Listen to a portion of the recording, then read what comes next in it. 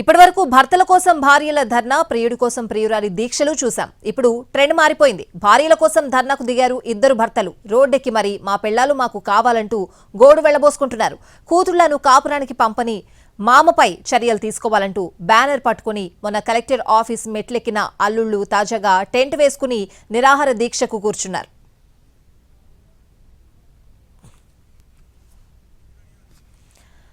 భార్యల కోసం పడరాని పాటలు పడుతున్నారు ఇద్దరు భర్తలు. తమ భార్యలను కాపురానికి పంపకుండా అడ్డుపడుతున్న మామపై చర్యలు తీసుకోవాలని డిమాండ్ చేస్తూ ఏలూరు కలెక్టరేట్ వద్ద ఇద్దరు అల్లుళ్లు రిలే నిరాహార దీక్ష చేస్తున్నారు.